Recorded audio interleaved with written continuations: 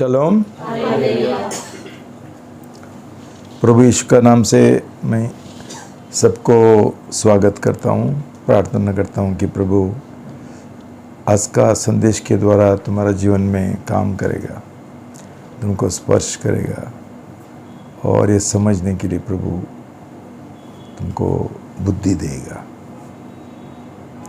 हम पढ़ेंगे मत्ती 5:13 से 16। मैथ्यू 5:13 to 16, मत्ती 5:13 से 16 हम सब साथ में पढ़ेंगे।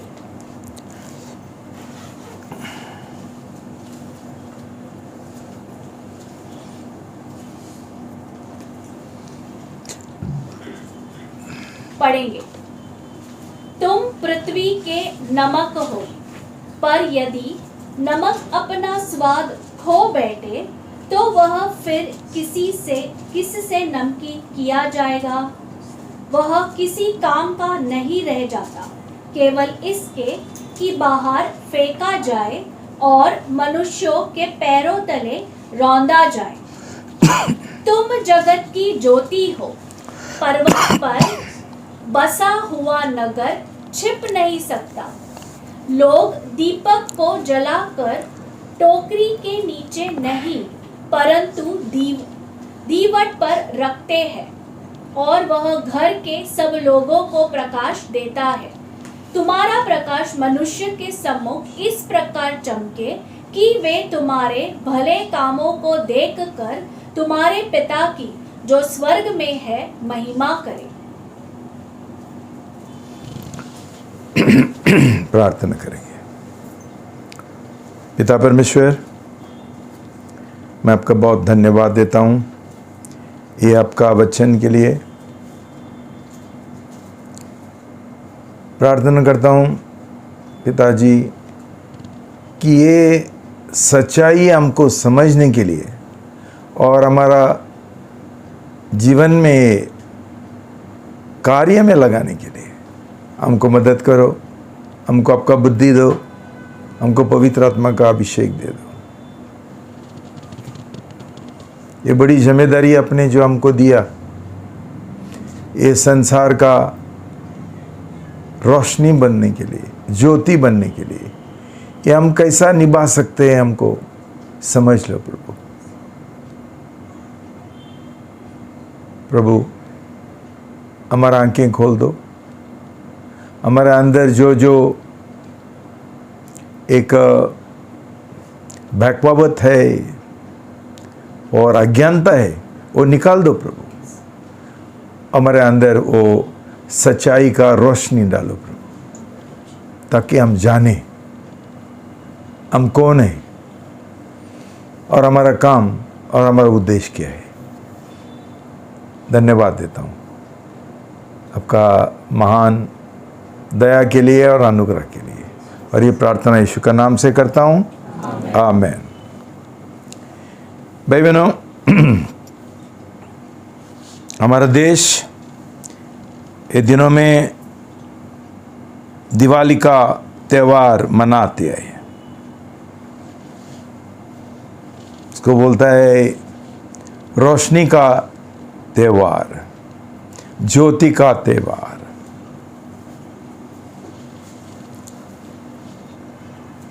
आज ये सवाल उठा है, मसीह लोग, क्रिश्चियन लोग दिवाली मना सकते हैं क्या?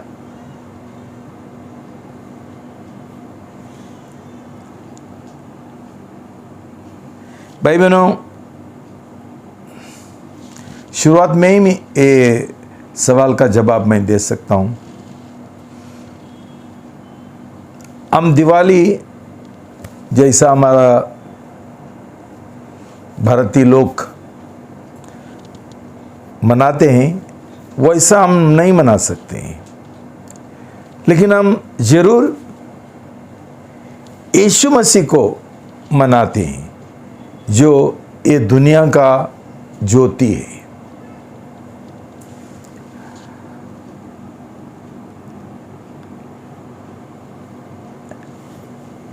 हम प्रेषितों का काम 17, 22 से 23 पढ़ेंगे। एक्ट्स 17, 22 एंड 23, प्रेषितों के काम 17, 22 और 23 पढ़ेंगे।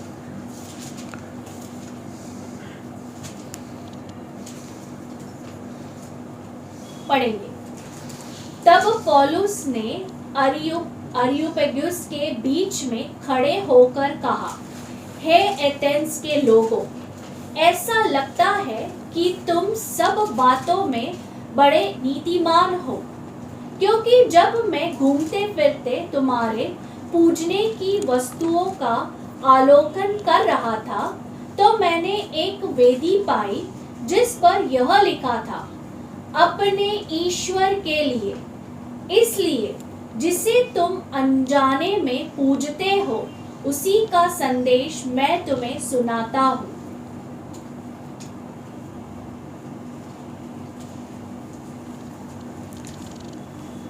इकतीस तक 31 तक पढ़ेंगे। परमेश्वर जिसने जगत और उसमें की सब वस्तुओं को बनाया, वही स्वर्ग और पृथ्वी का प्रभु है। वह हाथ के बनाए हुए मंदिरों में निवास नहीं करता और ना ही मनुष्य के हाथों से उसकी सेवा टहल होती है, मानो कि उसे किसी बात की आवश्यकता हो, क्योंकि वह स्वयं सबको जीवन, श्वास और सब कुछ प्रदान करता है। उसने एक ही मूल से मनुष्य की प्रत्येक जाति को बनाया कि संपूर्ण पृथ्वी पर बस जाए, और इसलिए उसने उसका एक निश्चित समय तथा उसके निवास की सीमाएं निर्धारित कर दी कि वे परमेश्वर को दृढ़ हो सकता है कि वे उसे टटोल कर पाए। यद्यपि वही हम में से किसी से दूर नहीं, क्योंकि उसी में हम जीवित रहते, चलते फिरते और अस्तित्व रखते हैं। जैसे कि तुम्हारे अपने कुछ कवियों ने भी कहा है, हम भी तो उसी की संतान है। इसी प्रकार परमेश्वर की संतान होकर हमें यह कदापि नहीं समझना चाहिए कि परमेश्वर सोने, चांदी अथवा पत्थर की किसी कारीगरी के समान है, जो मनुष्य की कला और कल्पना से गढ़ा गया है। इसलिए अज्ञानता के समय की अपेक्षा करके परमेश्वर अब हर जगह के सब मनुष्य को आज्ञा देता है कि पश्चाताप करें, क्योंकि उसने एक दिन निश्चित किया है जिसमें एक मनुष्य के द्वारा जिसको उसने नियुक्त किया है, वह नीतिमत्ता से संसार का न्याय करेगा। और उसने मृतकों में से उसे जिलाकर इस बात को सब मनुष्य पर प्रमाणित कर दिया है। भाई बहनों, एक बार पौलुस एक मंदिर में गया और उसने देखा कि ये लोग बहुत ये नीतिमान लोग नहीं थे। वो उधर जो ये है उसका अनुवाद गलत है। ये लोग सिर्फ धार्मिक लोग थे और उनका हिसाब से ये लोग मूर्ति पूजा कर रहे थे उनका देवता का। लेकिन उसने एक देखा कि एक ऐसा वेदी थी, जो वेदी एक अनजान भगवान के लिए उसका समर्पण किया था, और उसके ऊपर पौलुस ने बोला, मैं ये अनजान जो देवता है उसको प्रकट करने के लिए आया हूँ। तुम ना जानते ये देवता का तुम पूजा कर रहे, लेकिन ये देवता कौन है नहीं जानते। और तभी उसने प्रभु यीशु के बारे में उनको बताया। भाई बहनों, हमारा भारतीय भाई नहीं जानते हैं ये अनजान देवता को, भगवान को, लेकिन उनको ये इच्छा है कि अंधकार के विरुद्ध ज्योति को विजय मिले, और ये मनाना चाहते हैं, और उसका एक त्यौहार उन्होंने रखा है। भाई बहनों, ये त्यौहार का शायद आरंभ, शुरुआत एक कहानी है। राम के बारे में, और वो सीता, नरकासुर, ये सब है उधर। और ये दिवाली का मतलब है कि जो बुराई है, अंधकार है, उसके और जो सच्चाई है और जो सही है, अच्छा है, उसको विजय मिला। भाई बहनों, आप जानते हैं कि प्रभु यीशु मसीह कोई धर्म शुरू करने के लिए नहीं आया, स्थापित करने के लिए नहीं आया, और प्रभु यीशु मसीह सिर्फ हमको एक उद्धार का मार्ग स्थापित करने के लिए आया। और प्रभु यीशु मसीह एक ही उद्धार का मार्ग है। हमारा भारत देश में और शायद पूरा जगत में ऐसा लोग सोचते हैं और विश्वास करते हैं कि अनेक मार्ग है उद्धार का, लेकिन बाइबल, प्रभु का वचन, ये इनकार करता है, मना करते हैं। प्रभु यीशु हमको सिखाता है कि एक ही मार्ग है उद्धार का, और वो मार्ग प्रभु यीशु मसीह है। जो मार्ग उसने उसका खुद का बलिदान के लिए क्रूस के ऊपर उसने स्थापित किया। हमारा पापों के लिए उसने जान दिया, और उसने सजा उठाया ताकि हमको पाप से छुटकारा मिले। भाई बहनों, मनुष्य ने बहुत सारा अनेक मार्ग सोचा और उसके अनुसार जी रहे, उद्धार पाने के लिए, मोक्ष पाने के लिए, लेकिन किसी को ही पाप का उद्धार, क्षमा, मोक्ष नहीं मिलता है। मोक्ष सिर्फ प्रभु यीशु का द्वारा, जो उसने बलिदान किया क्रूस के ऊपर, उसके द्वारा ही हमको मिलता है।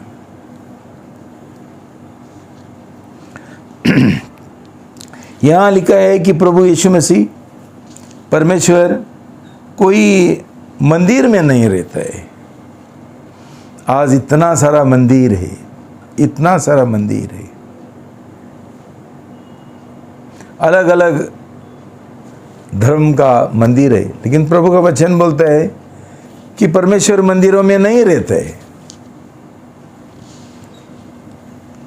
तो ये सब मंदिर जो उन्होंने बनाया, वो परमेश्वर के लिए, जिसके बारे में ये अनजान है, नहीं जानते।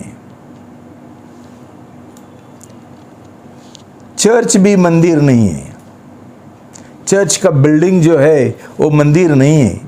लोग गलत तरीके से बोलते हैं, हम चर्च में जाते हैं। देखो भाई बहनों, जब भी भूकंप आता है और बाढ़ आता है, मैंने देखा बहुत बार मंदिर भी गिर जाते हैं और ये चर्च भी गिर जाता है। क्यों गिर जाता है? कि ये परमेश्वर का मंदिर नहीं है, परमेश्वर उधर नहीं रहते। तो किधर रहते हैं? प्रभु का वचन साफ साफ बोलता है कि हमारा देह, हम खुद परमेश्वर का मंदिर है और परमेश्वर हमारा अंदर रहना चाहता है, निवास करना चाहता है। तो भाई बहनों, जब तक हम ये मनुष्य ये सच्चाई नहीं खोजेगा, उसके सच्चाई कभी मालूम नहीं पड़ेगा। आज लोग नहीं खोजते हैं, इसलिए अंधकार में जी रहे हैं। ये अलग अलग तरीका उन्होंने चुना है। उनका दिल में जो ज्योति की ओर एक अपेक्षा है वो पूरा करने के लिए, लेकिन उनका तरीका गलत है, कुछ नहीं मिलते। भाई बहनों, दिवाली को रोशनी का त्यौहार बोलते हैं, लेकिन साथ साथ वो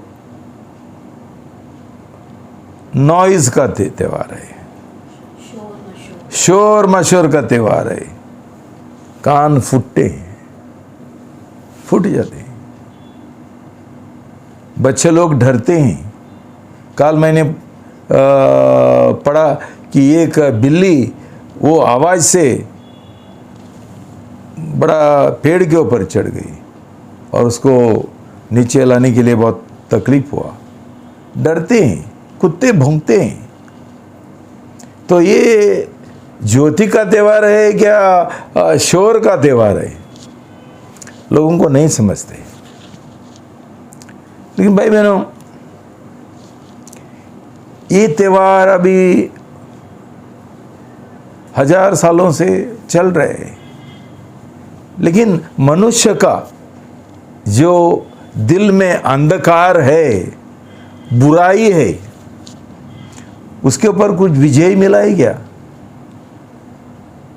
इसके द्वारा ही मालूम पड़ता है कि ये दिवाली का कोई मतलब ही नहीं है, कुछ फायदा ही नहीं है, उसका कोई नतीजा ही नहीं होता है, जीवन बदलता ही नहीं। कौन सा फटकरी और कौन सा दिया हमारा जीवन बदल देगा, कौन सा मिठाई हमारा जीवन बदल देगा, कौन सा नया कपड़ा हमारा जीवन बदल देगा? अभी तक बदला नहीं है और इसका आगे भी कभी बदलेगा नहीं। लेकिन एक रीति रिवाज चलेगा, एक परंपरा चलेगा, ये रीतिवाद चलते रहेगा जब तक हम नहीं जानेंगे, जब तक हमको ये प्रकाशन नहीं मिलेगा ऊपर से कि सही ज्योति, सही रोशनी कौन है। और ये ज्योति प्रभु यीशु मसीह है। भाई बहनों, मत्ती 5:13 से 16, मैथ्यू 5:13 to 16, मत्ती 5:13 से 16 पढ़ेंगे हम।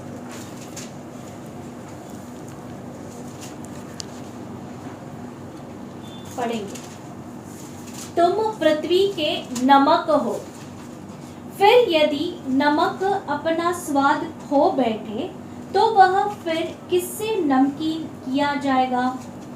वह किसी काम का नहीं रह जाता, केवल इसके कि बाहर फेंका जाए और मनुष्य के पैरों तले रौंदा जाए। तुम जगत की ज्योति हो। पर्वत पर बसा हुआ नगर छिप नहीं सकता। ओके भाई बहनों, प्रभु उसका शिष्यों को बोलते हैं, तुम ये पृथ्वी का नमक है, तुम ये पृथ्वी का ज्योति है, रोशनी है। इसका मतलब क्या है? पहला प्रभु यीशु मसीह ने बोला यूहन्ना 8:12 में, निकालेंगे यूहन्ना 8:12, जॉन 8:12।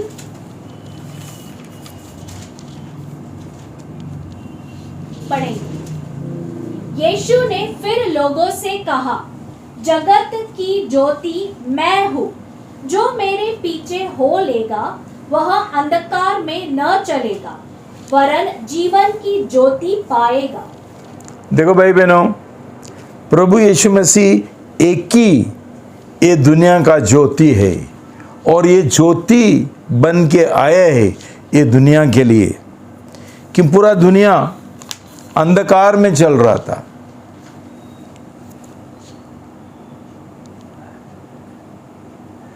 यूहन्ना 9:1-12। वहीं पर जॉन 9:1-12, यूहन्ना 9:1-12 पढ़ेंगे।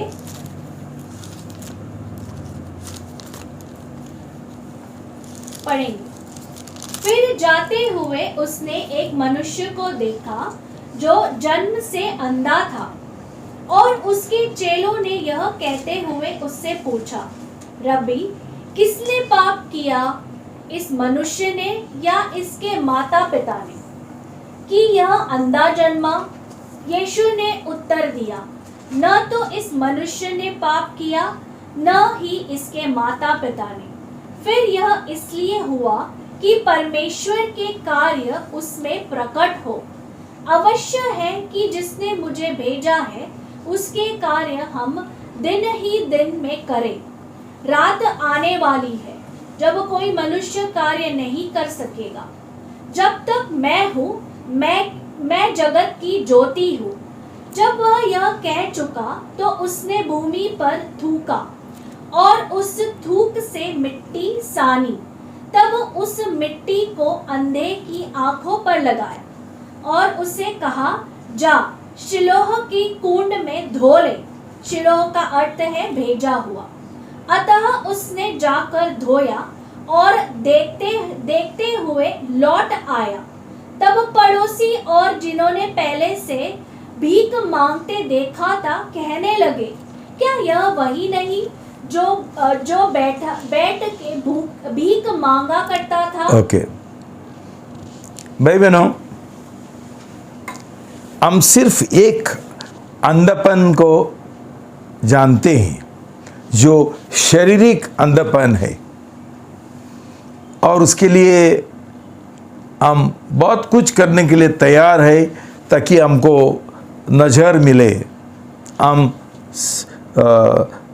देख सके।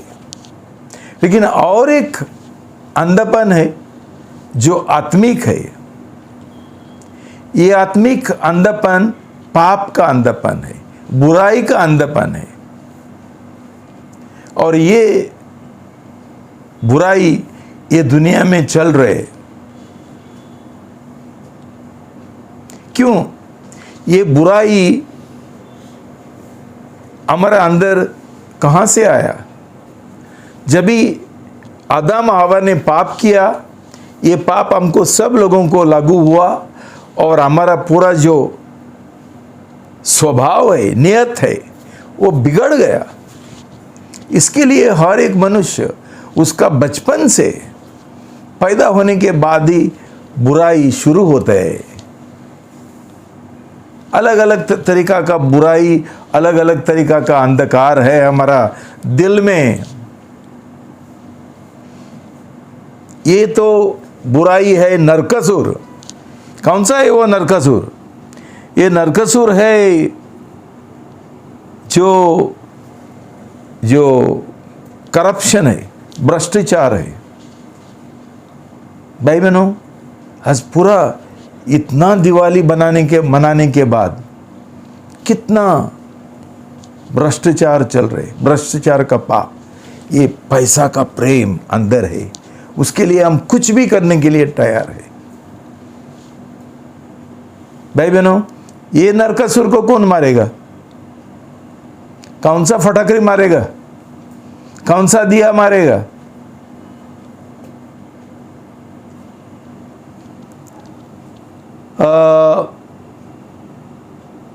ये आत्मिक अंधपन है, एबॉर्शन, गर्भपात है। और अमेरिका में उन्होंने ये कानून पास किया कि अबॉर्शन ठीक है। यहाँ सब लोग बोलते हैं ह्यूमन राइट्स, मानव हक, अधिकार, और बच्चों का अधिकार। उनको कोई अधिकार नहीं है, उनको मार सकते हैं। मुझे कोई समझते नहीं, लेकिन ये लोग अंधे लोग हैं, समझता नहीं है। हमारा वो मेरा नहीं है, वो अमेरिका का जो प्रेसिडेंट है जो बाइडेन, वो कैथलिक है और कैथलिक चर्च गर्भपात के विरोध है। पाप है गर्भपात, लेकिन ये प्रेसिडेंट गर्भपात करने के लिए वो पूरा समर्थन देता है और पैसा भी उसने ये किया, बंदोबस्त किया। जो अदालत है ये लोग भी ये कानून के अनुसार चलते हैं। दूसरा कौन सा नरकासुर है? पैसा का लोभ। बाद में ये टूटे हुए शादियां और अक्षमा का आत्मा और हेट्रेड, नफरत, झूठ, झगड़ा, ये सब नरकासुर है। भाई बहनों, आपको लगता है हम दिया जलाने से और ये सब जो लगाते हैं, क्या है वो, हाँ, कंदील लगाते हैं और फटकरे करते हैं और ये सब जो करते, उसके द्वारा ये बुराई हमारा दिल से चली जाएगी। भाई बहनों, ये एक मजाक है। सचमुच बोलेगा तो जैसा चल रहे है वो एक मनोरंजन है, बच्चों के लिए, बड़े लोगों के लिए। क्यों? उसका कोई असर नहीं पड़ता है, कोई प्रभाव नहीं है। तो भाई बहनों, प्रभु यीशु मसीह सिर्फ ये शारीरिक जो अंधपन है उसका चंगाई देने के लिए आया, बल्कि उससे ज़्यादा आत्मिक जो अंधपन है वो मिटाने के लिए आया। जो अंधकार, जो पाप है हमारा दिल में, जो बुराई है हमारा दिल में, कोई निकाल नहीं सकते। कोई हमको ये पाप का क्षमा नहीं कर सकता है और ये पाप के ऊपर हमको विजय कोई नहीं दे सकता है, सिर्फ प्रभु यीशु मसीह। तो भाई बहनों, सही ज्योति ये दुनिया का कौन है? सही दीपावली कौन है? प्रभु यीशु मसीह। इसलिए हम प्रभु यीशु मसीह को मनाते हैं कि वो एक ही है, संसार का रोशनी, संसार का ज्योति।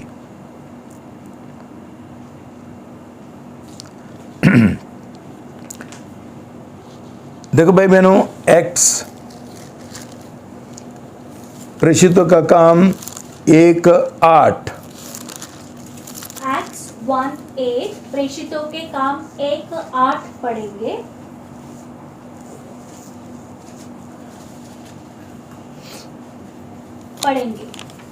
परंतु जब पवित्र आत्मा तुम पर आएगा तब तुम सामर्थ पाओगे और यरूशलेम, सारे यहूदिया और समारिया में, यहाँ तक कि पृथ्वी के छोर तक तुम मेरे गवाह होगे।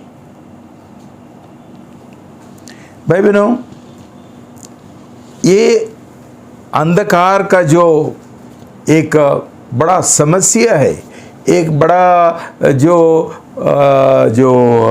एक महामारी है, वो मिटाने के लिए प्रभु यीशु मसीह का एक बहुत महत्वपूर्ण युद्ध कला और रणनीति है।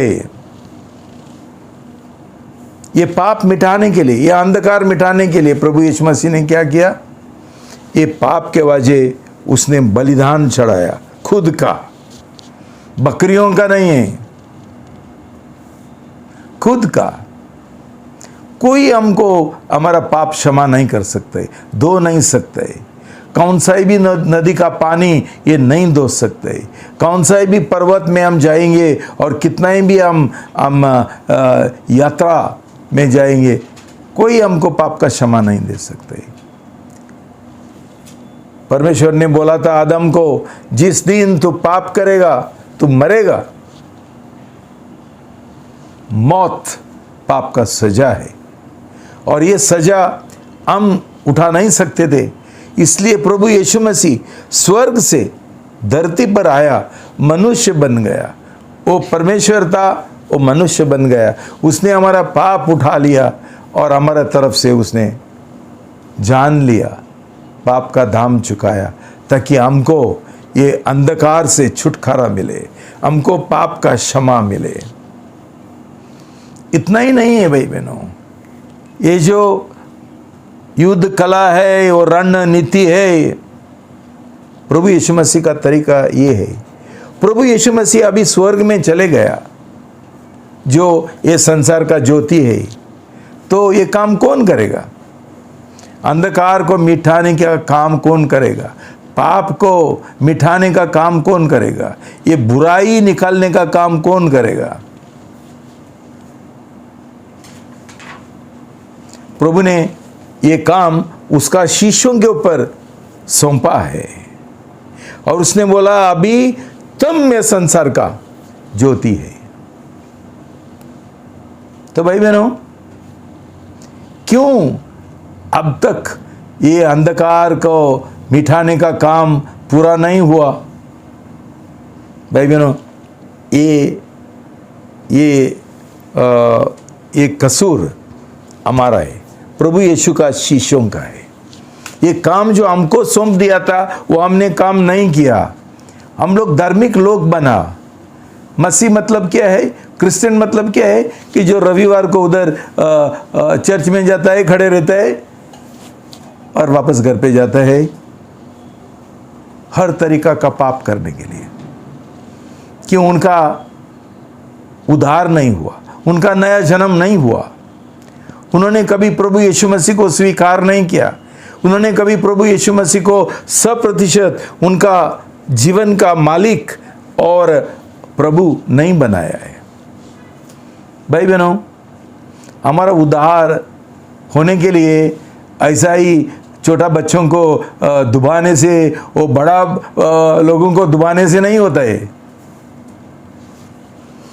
हमको सही पश्चाताप का जरूरी है, और सही समर्पण 100% हमारा जीवन में प्रभु यीशु के लिए करना जरूरी है। और उसके लिए सब कुछ त्यागने के लिए, ऐसा शिष्य बनने के लिए कोई तैयारी नहीं है। नामधारी मसीह बनने के लिए तैयार है, रविवार का मसीह बनने के लिए तैयार है। नामधारी, नाम के वास्ते। आप मुझे बोलो, ये अंधकार है संसार से कैसा जाएगा? सोचो, कैसा जाएगा? कोई सुसमाचार प्रचार करने के लिए तैयार नहीं। जो खुश खबर प्रभु यीशु ने ये दुनिया में लाया, वो दूसरों लोगों को बांटने के लिए तैयार नहीं। क्यों? ये लोग सब, हमारा मसीह लोग, क्रिश्चियन लोग काम पे बिजी है, बहुत बिजी है, बहुत पैसा कमाता है। उनका भगवान है पैसा, उनका पूरा मन ध्यान उसके ऊपर है। अंधकार का क्या हो गया? पाप का क्या हो गया? कौन करेगा ये काम? कौन करेगा?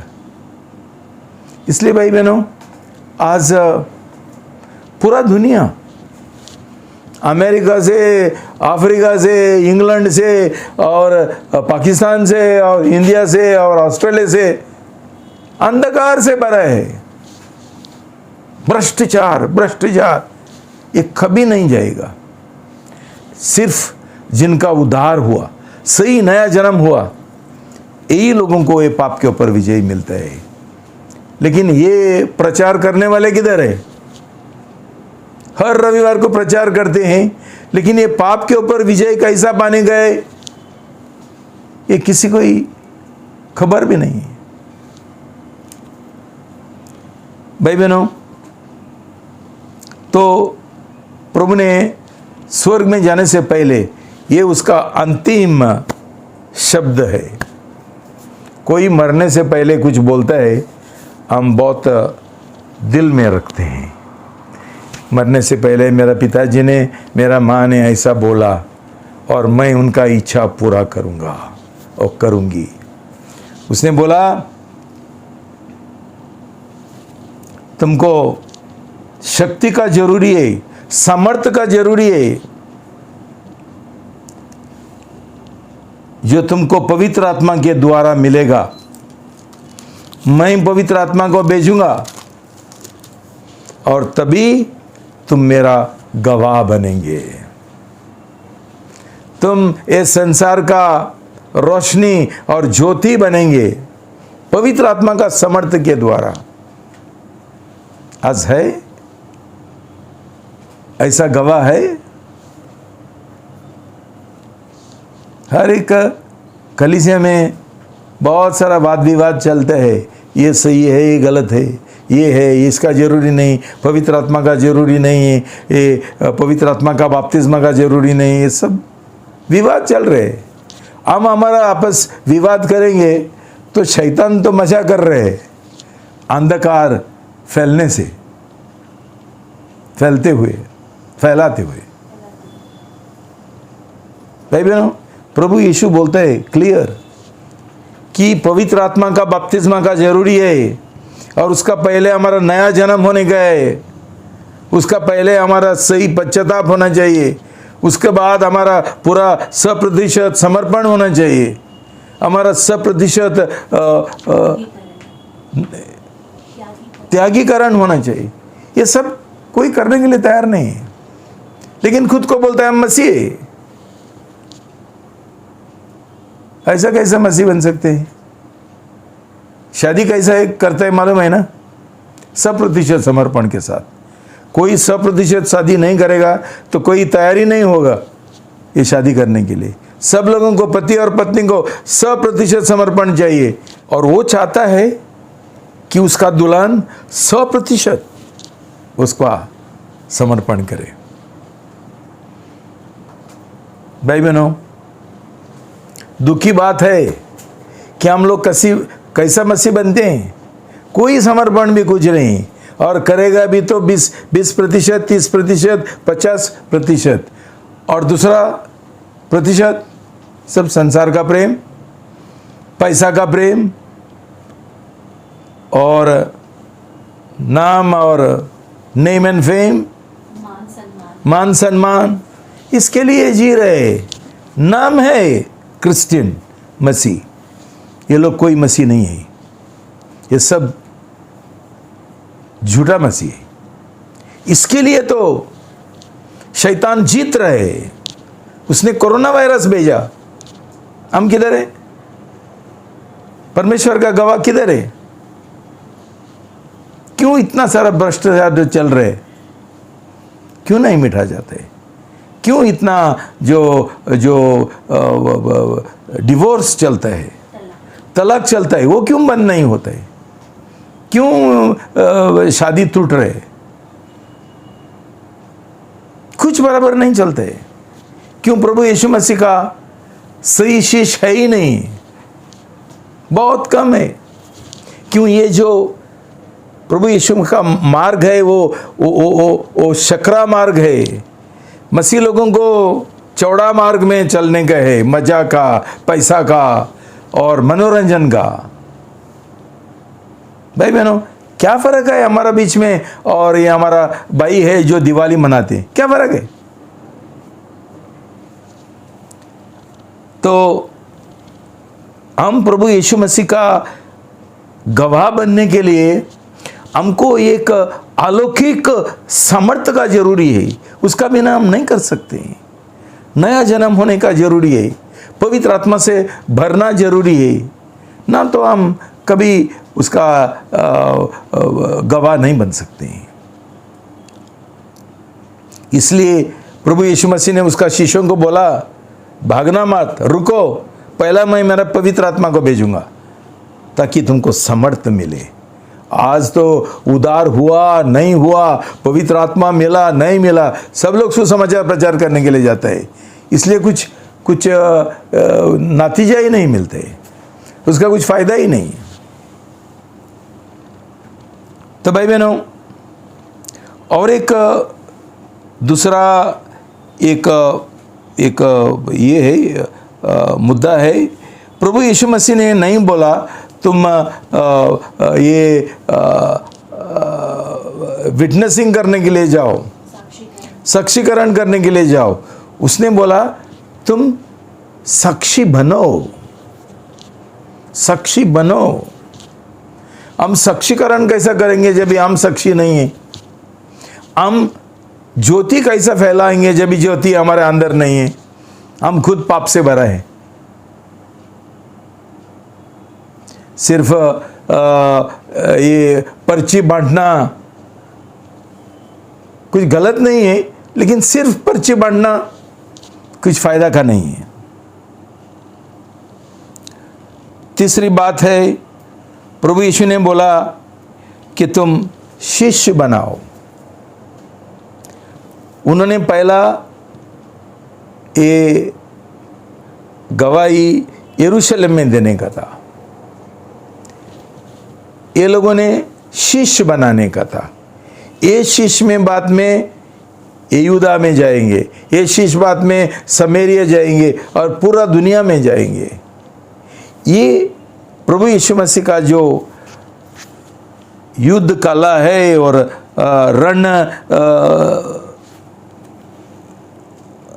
रणनीति है, वो बहुत महत्वपूर्ण है। ये तरीके से हम नहीं करते हैं करके आज सब गलत सुसमाचार प्रचार हो रहे हैं। गलत सुसमाचार, राज्य का सुसमाचार प्रचार नहीं कर रहे हैं। मतलब क्या है? आज एक बिजनेस बन गया, कोई भी प्रचार कर सकता है, कोई भी जा सकता है। उसको थोड़ा पैसा देने गए, मैं जाएगा प्रचार करने के लिए, लेकिन जीवन किधर है? तेरा स्वभाव क्या है? तेरा जीवन का गवाही किधर है?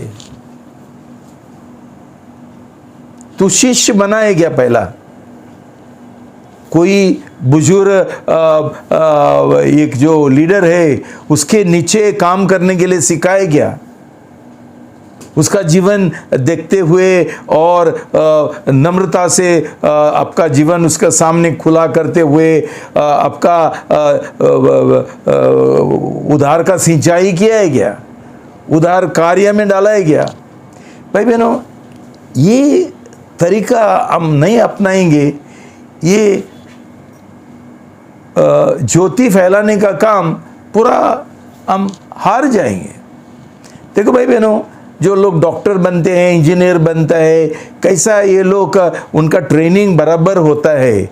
उनका एक दिमाग का ट्रेनिंग भी रहता है, प्रैक्टिकल ट्रेनिंग भी रहता है। आज प्रभु का सेवक बनने के लिए कोई ट्रेनिंग का जरूरी नहीं। उनका दिल और ध्यान पैसा की ओर है, इसलिए हम फेल हो गए। लेकिन भाई बहनों, हम ऐसा ये तरीके से हम सुसमाचार का काम करेंगे तो बहुत हमको फायदा मिलेगा। बहुत ये तरीका है शिष्य बनाने का। हाँ, एक ही जन सुसमाचार प्रचार करेंगे इधर उधर भाग के, और वो जो प्रचार करता है वो भी सही परमेश्वर का सेवक नहीं है। उसने कभी उसका जो लीडर है उसके नीचे उसने कभी काम नहीं किया और नम्रता से कुछ सीखा नहीं, और उसको एक ईसाबदाई का मन नहीं, और उसको कोई अधीनता का मन नहीं है। वो दूसरे लोगों को शिष्य कैसा बनाएगा? टाइम पास के लिए चलते हैं। ये रविवार में जो चलता है ना, हर एक इधर जाओ, ये कली से जोड़ो, उधर जाओ, वो कली से टाइम पास। क्यों? उनको नहीं चाहिए शिष्य बनने के लिए। उनका उद्धार ही नहीं हुआ। उनको कोई ये करेगा, कोई सुधारेगा, उनको गुस्सा आता है। शिष्य कैसा बनेंगे? क्या प्रभु का सेवा करेंगे? सेवा क्या है? गाना करने का, गाना करने का सेवा, और क्या है? सुसमाचार तो प्रचार नहीं कर सकते। गवाह तो नहीं है, गवाही तो नहीं है तुमका जीवन में। तो भाई बहनों,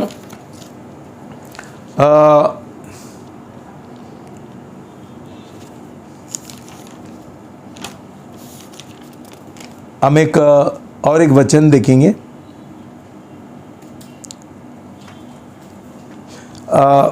ये एक बोलने के लिए मैं भूल गया। ये जो मैं बात कर रहा हूँ, तुमको सिखा रहा हूँ, वो इतिहास का पहला सदियों में ये हुआ, क्या हुआ, ये उसका सबूत मिला है। जब भी परमेश्वर का लोग ये रीति से उन्होंने काम किया, 300 सालों के अंदर उन्होंने, मसीह लोगों ने पूरा रोमी साम्राज्य उन्होंने जीत लिया।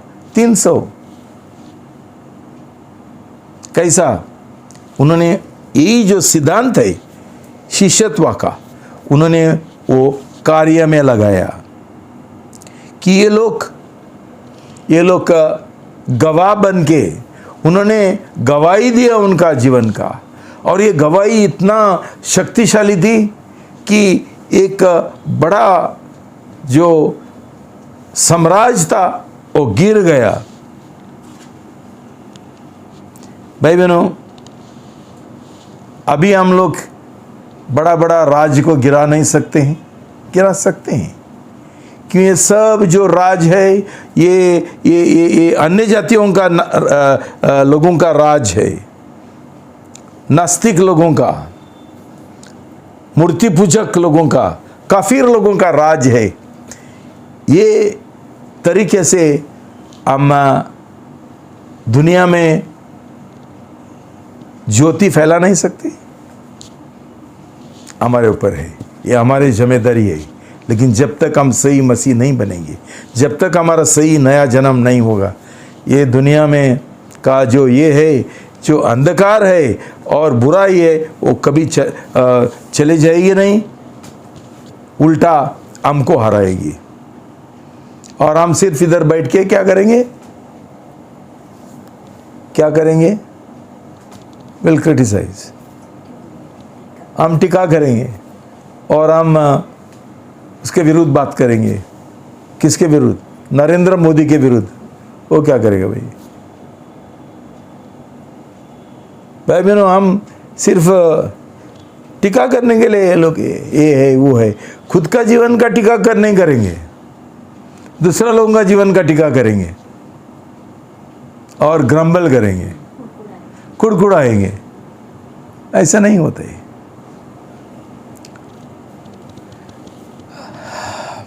प्रकाशित वाक्य 12:7-11। रेवलेशंस 12:7-12, प्रकाशित वाक्य 12:7-12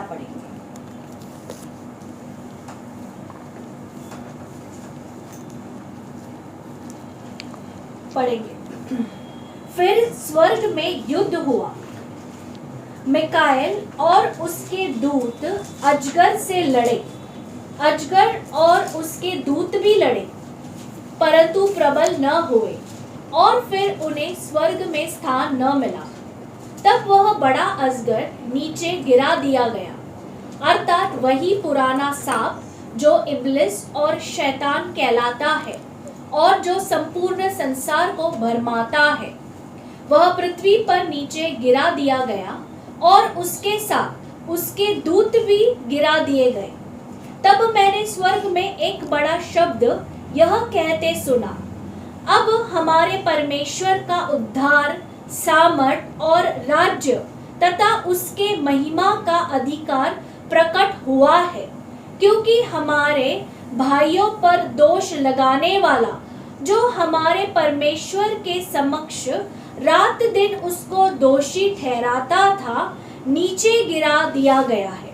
और वह मेमने के लहू के कारण और अपनी साक्षी के वचन के कारण उस पर विजयी हुए और है, क्योंकि मृत्यु सहने तक भी उन्होंने अपने प्राणों को प्रिय न जाना। शलोम। हालेलुया। भाई बहनों, ये जो प्रकाशित वाक्य का जो वचन है, कलम है, शब्द है, वो एक नबूवत है और ये अंतिम दिनों में होने वाला है। वहाँ ये वर्णन किया है कि एक बड़ा झगड़ा होने वाला है शैतान और स्वर्गदूतों के बीच में, और शैतान को हारा गया है और वहाँ वो दूसरा स्वर्ग में जो वो निवास करता था, वहाँ से उसको निकाल दिया है, संसार में फेंक दिया है। भाई बहनों, ये कैसा हुआ? परमेश्वर का लोक नीचे काम करते थे। मेमना का लहू लेकर और उनका गवाही का शब्द लेकर, और ये उनका जान का उन्होंने परवाह नहीं किया। भाई बहनों, ये दिनों में हम ये सीख रहे थे आत्मिक हथियार, शैतान को हराने का, बुराई को हराने का, अंधकार को हराने का, पाप को हराने का। हम आत्मिक जो अस्त्र शास्त्र है, हथियार, उसके बारे में हम सीख रहे थे। आज हमको प्रभु का वचन और एक हथियार देता है, उसका नाम है गवाही का शब्द। गवाही का शब्द के द्वारा उन्होंने शैतान को हराया। भाई बहनों, हमारा जीवन में कोई गवाही नहीं है तो हम शैतान को कैसा हरा सकते हैं? देखो भाई बहनों, गवाही और सुसमाचार का बीच में बहुत फर्क है। सुसमाचार, हम परमेश्वर का जो वचन है वो हम लोगों को सिखाते हैं उद्धार के बारे में। लेकिन ये जो गवाही है, ये वचन के द्वारा, ये वचन कार्य में लगाने से हमारा जीवन में क्या फर्क पड़ा, हमारा जीवन में क्या बदलाव आया, वो हम लोगों को बोल सकते हैं। उसके द्वारा परमेश्वर का ये मिलता है, महिमा मिलता है, उसका स्तुति होता है। जब भी हम लोगों को हमारा गवाही बताते हैं, सिर्फ चंगाई का नहीं है, लेकिन हमारा जीवन में कैसा परमेश्वर ने ये बदलावत लाया, पाप से हमको छुटकारा मिला, पाप के ऊपर हमको विजय मिला। भाई बहनों, ये गवाही का जो शब्द है वो भी एक महत्वपूर्ण और शक्तिशाली एक हथियार है। भाई बहनों, उसके और हम ध्यान रखना बहुत जरूरी है। ध्यान रखना, हमारा गवाही कैसी है? आज किधर भी जाएंगे सब लोग देखते हैं हमारा जीवन कैसा है। ये लोग जो बोलते हैं प्रभु यीशु मसीह का हम शिष्य है, हम क्रिश्चियन है, हम ये है, हम विश्वासी है, कुछ फर्क है क्या हमारा बीच में और ये संसार का लोगों का बीच में जिनका उद्धार नहीं हुआ? कोई फर्क है? ये लोग भी कम पर जाते हैं, हम भी कम पर जाते हैं, हम भी उनका जैसा ही पहनते हैं, सब कुछ उनका जैसा, वही खाते हैं, क्या फ़र्क है? जिधर हम ऑफिस में हैं, ये लोग बोल सकते हैं क्या हमारा सब लोगों का बीच में ये भाई और ये बहन, देखो उनका जीवन, बोलेंगे ऐसा? जब ये सब लोग कुछ गलत करते हैं, हम उसको ज्वाइन होते हैं क्या? हम उनसे मिलते हैं क्या? उनके साथ शामिल होते हैं क्या गलत करने में? तो किधर है हमारा? ये क्यों होता है? क्यों आज का जो मसीह है, आज का जो विश्वासी है, उनका नया जन्म नहीं हुआ, उनका उद्धार नहीं हुआ, उनके पास पवित्र आत्मा का शक्ति नहीं है पाप के ऊपर विजय पाने के लिए और खड़े रहने के लिए। कैसा मिलेगा विजय? हम नामधारी मसीह बनेंगे, रविवार को चर्च में जाने वाले और गाना करने वाले, कुछ नहीं होने वाला है, हमको कोई विजय नहीं मिलने वाला है। और संसार में जो बुराई है और अंधकार है वो नहीं चले जाएगा, नहीं चले जाएगा।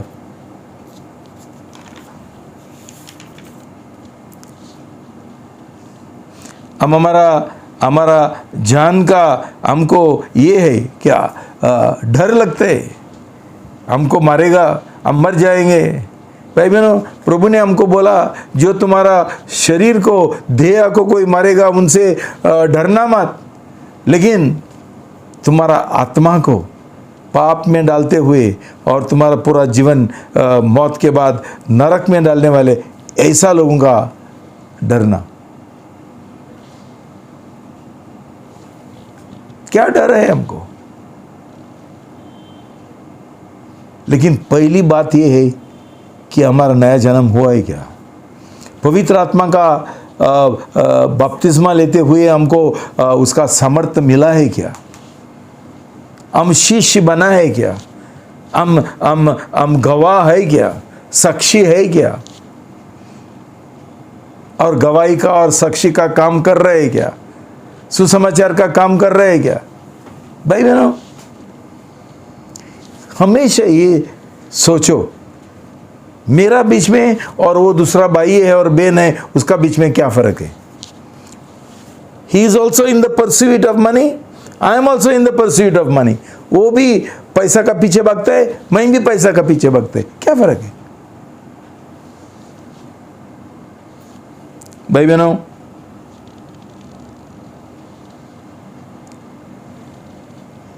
परमेश्वर ने हमको बोला कि सुसमाचार का काम और गवाह बनने का काम एक बड़ा युद्ध है, एक बड़ा युद्ध है। इफिसी 6:10 में हमने सीखा, तुम कुश्ती करो। कुश्ती शैतान का बीच में और हमारा बीच में कुश्ती, दिन रात कुश्ती करने गए। वो हमको पाप में डालना चाहता है और हम कुश्ती करते हुए हम विजय पाते हैं। परमेश्वर ये चाहता है। तो प्रभु यीशु मसीह का लहू और हमारा गवाही का शब्द और एक निर्दरता, प्रभु यीशु के लिए जीने के लिए, मौत का कोई डर नहीं, ये सब बातें लेकर, ये सब हथियार लेकर ये लोगों ने विजय पाया और शैतान को हराया। तो भाई बहनों, इसका ध्यान, ये सब कुछ ध्यान में रखना बहुत जरूरी है। 1 थिस्सलुनी 5:1-11। 1 Thessalonians 5:1-11। 1 थिस्सलुनियों 5 का 1 से 11 तक पढ़ेंगे।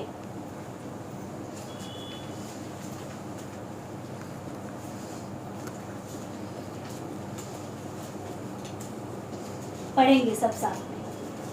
अब हे भाइयों, इस बात की आवश्यकता नहीं कि समयों या कालों के विषय में तुम्हें कुछ लिखा जाए, क्योंकि तुम स्वयं भली भांति जानते हो कि जैसे रात्रि में चोर आता है, वैसे ही प्रभु का दिन भी आएगा, जब लोग कह रहे होंगे शांति और सुरक्षा है, तब जैसे गर्भवती स्त्री पर साहस प्रसव पीड़ा आ पड़ती है, वैसे ही उन पर भी विनाश आ पड़ेगा और वे बच न सकेंगे।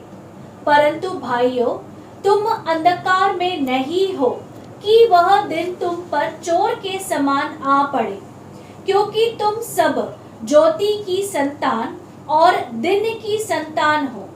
हमने तो रात्रि की और न ही अंधकार है, अतः हम दूसरों के समान सोते न रहे, परंतु सजग और सतर्क रहे, क्योंकि जो सोता है वे रात्रि में सोता है, और जो नशे में चूर होता है वे रात्रि में ही होता है। ओके, शलोम भाई बहनों। यहाँ पौलुस हमका अंतिम दिनों का याद दिलाता है। हम ये अंतिम दिनों में हैं अभी। अब तक कुछ हुआ ही नहीं है हमारा भारत देश में। अंधकार चलते रहता है, मूर्ति पूजा चलते रहता है, और हर एक पाप जैसा अबॉर्शन, गर्भपात और डिवोर्स और तलाक और नफरत और चोरी और रेप और बलात्कार, क्या नहीं चलता है भाई बहनों? क्यों नहीं मिलता है हमको? क्यों प्रभु यीशु मसीह का सुसमाचार को कोई शक्ति नहीं है, समर्थ नहीं है? ये समस्या नहीं है। प्रॉब्लम ये है कि सुसमाचार प्रचार करने वाले लोग और गवाह, सुसमाचार का गवाह कोई है ही नहीं। ये सब कुछ मुझे लगता है ये कॉमर्स है। कॉमर्स मतलब एक ट्रेड, ये व्यापार चल रहे हैं। सही सुसमाचार नहीं प्रचार हो रहे हैं। ये दुख की बात है। हमारा गवाही बड़ी अच्छी नहीं है। हमको देखेगा तो कोई प्रभु का पीछे आएगा नहीं। ये बोलेगा क्या फर्क है उसका बीच में और मेरा बीच में। तो भाई बहनों, यहाँ प्रभु का वचन स्पष्ट हमको बोलता है कि हम अंधकार का लोक नहीं है, हम उजाला का लोक है। कौन है ये लोग? सिर्फ जिनका नया जन्म हुआ है। देखो भाई बहनों, तुम्हारा दिल किधर है? कोई भी मरना नहीं चाहते हैं कि उनको ये संसार का इतना प्रेम है, इतना प्रेम है कि और जीना चाहते हैं और पैसा कमाने के लिए और घर बांधने के लिए और तरक्की पाने के लिए और शादी करने के लिए। बस यही उनका सामने है। उनका सामने परमेश्वर का राज यहाँ स्थापित करना, सुसमाचार का काम करना, ये उनका दिल में नहीं है। सिर्फ पैसा पैसा पैसा। पैसा नहीं मिलते, भरपूर मिलते। कभी हम परमेश्वर का राज ढूंढते हैं, उसका नित्यमत्व ढूंढते हैं, सब कुछ। तो तुम्हारे पास पैसा नहीं है तो पहला ये सोचो, तुम्हारा नया जन्म हुआ है क्या? परमेश्वर का राज ढूंढ रहे हैं क्या? नित्यमत्व ढूंढ रहे हैं क्या? पाप के ऊपर विजय पा रहे हैं क्या? ये पहला ढूंढो। बाद में हर एक जरूरत पूरा हो जाएगा। लेकिन जरूरत का पीछे जाएंगे ना तो हम पूछ का पीछे जाते हैं। ये पूछ है बंदर का। हम प्रभु यीशु मसीह को पकड़ना है। हमारा दिल उसके और होना चाहिए।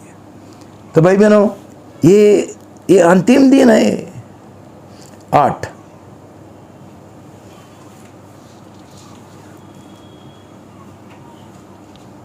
परंतु इसलिए कि हम दिन के हैं, आओ हम विश्वास और प्रेम का कवच तथा उद्धार की आशा का टोप पहनकर सतर्क हो। इसका मतलब क्या है? प्रभु का वचन बोलता है वैसा है तो देयरफॉर क्या है? परंतु इसलिए भाई बहनों, प्रभु का वचन बोलता है युद्ध करो। ये सब जो उधर दिया है वो हथियार है, अस्त्र शस्त्र है। युद्ध करो। युद्ध का बिना कुछ नहीं होने वाला है। हम योद्धा है और ये युद्ध दिन रात चलता है। किधर भी है, घर पे है, ऑफिस में है, रास्ते पर है, बस में है, किधर भी है। देखो भाई बहनों, जांच लो तुम्हारा दिल किधर है। संसार की ओर है, पैसा करने में है, इकट्ठा करने में है, और ये आत्मिक जीवन पाने के लिए और एक प्रभु का गवाह बनने के लिए, सुसमाचार का काम करने के लिए उसमें है ना। तो ये सब जो तमाशा चल रहे हैं दिवाली, उसका मतलब क्या है? हमारा एक ही दिवाली है, प्रभु यीशु मसीह।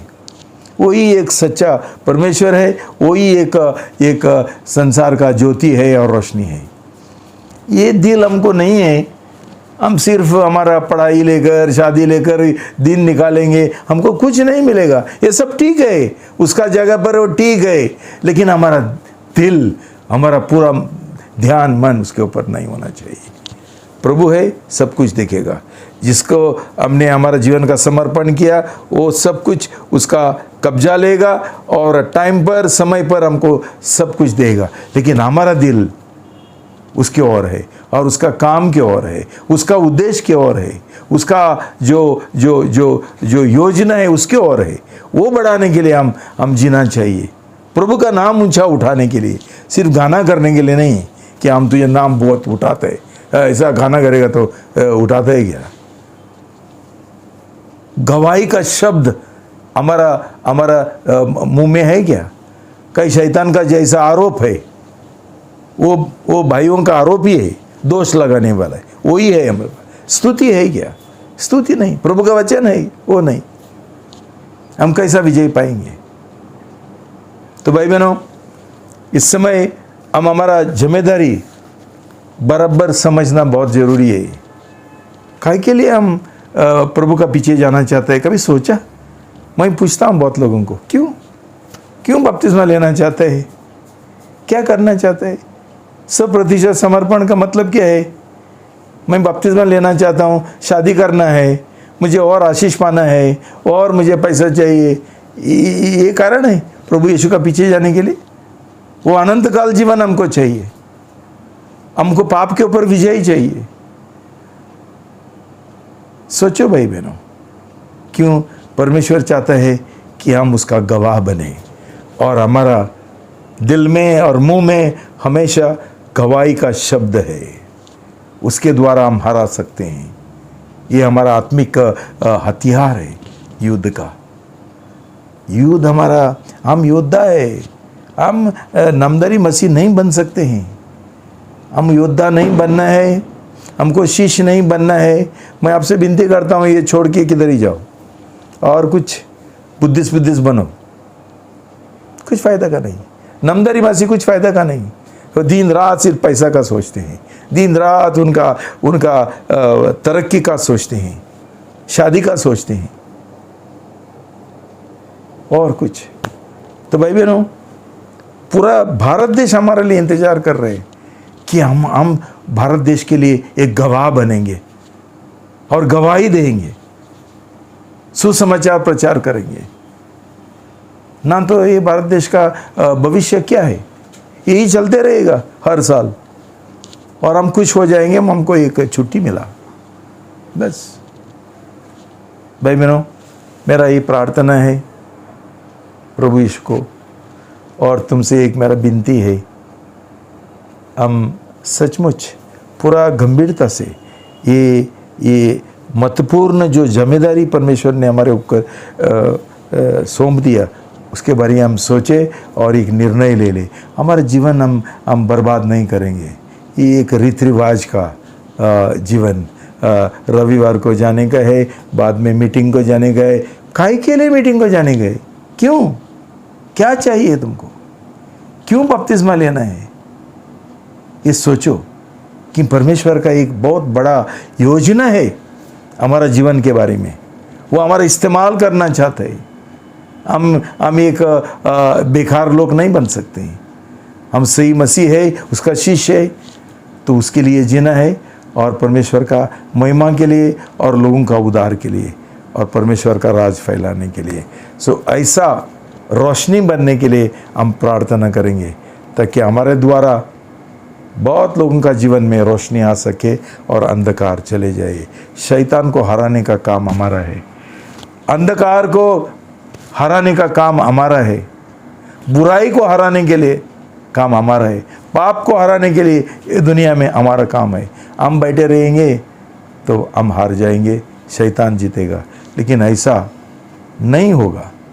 प्रभु यीशु मसीह का जीत पक्का है, लेकिन हमारा नुकसान हो जाएगा और कोई आगे जाएगा, हम खड़े रहेंगे और ये प्रार्थना करेंगे, प्रभु हमारा इस्तेमाल करो, हमको शैतान के ऊपर विजय दो।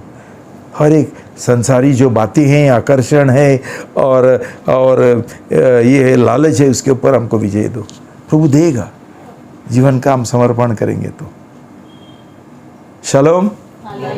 प्रभु यीशु तुमको आशीष दो। Thank you.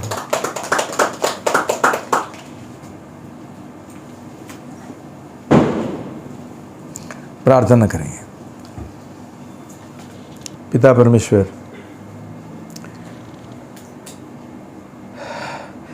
आज अपने हमसे बात किया, इसलिए मैं बहुत धन्यवाद देता हूँ। आज हमको फिर एक बार याद दिलाया हमारा जिम्मेदारी क्या है, हमारा जीवन का उद्देश्य क्या है और आपका योजना क्या है हमारा जीवन के बारे में। आप हमको दिन का संतान और ज्योति का संतान बनाना चाहते हैं।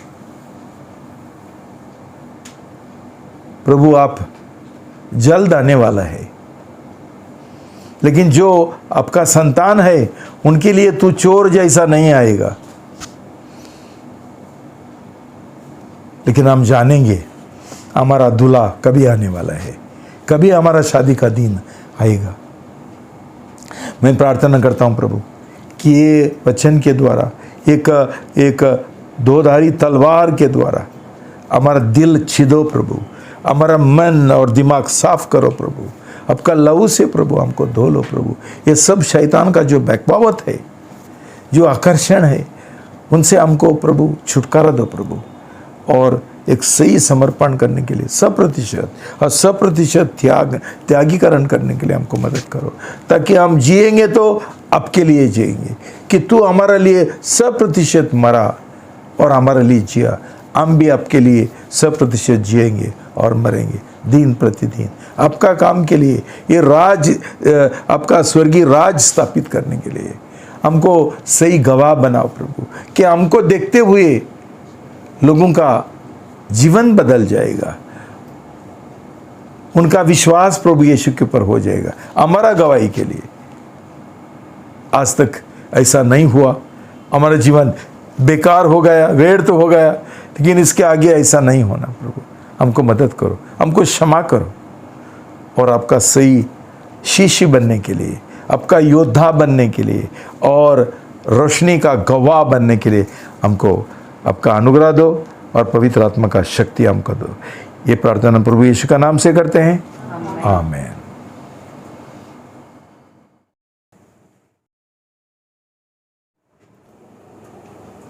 शालोम। हमारा शादी का करार का हम शपथ लेंगे। इंदिरा, मैं बड़े आनंद भरे हृदय से आपको फिर से अपने पत्नी के रूप में स्वीकार करता हूँ। मैं आपका प्रेम करता हूँ और मैं जानता हूँ यह प्रेम परमेश्वर की ओर से है, इसीलिए मैं आपका पति होकर बने रहने के लिए चाहता हूँ, ताकि हम साथ में प्रभु यीशु की सेवा कर सकें। इफिसी 5:25 के अनुसार मैं एक शपथ लेता हूँ, जैसा प्रभु यीशु ने कलीसिया का प्रेम किया, वैसा ही मैं भी आपका प्रेम करूँगा और हर एक मुसीबत में, वर्तमान और भविष्य में मैं आपके ओर विश्वास योग्य रहूँगा। परमेश्वर का अनुग्रह और सामर्थ्य के द्वारा आज से आगे हमेशा के लिए मैं आपका हूँ। हर एक अच्छाइयों में और बुराइयों में, अमीरी और गरीबी में, बीमारी और अच्छे स्वास्थ्य में, जब तक मौत हमें अलग न करे, मैं आपका देखभाल और सुरक्षा करूँगा। प्रभु यीशु मुझे अनुग्रह और मदद करे। आमीन।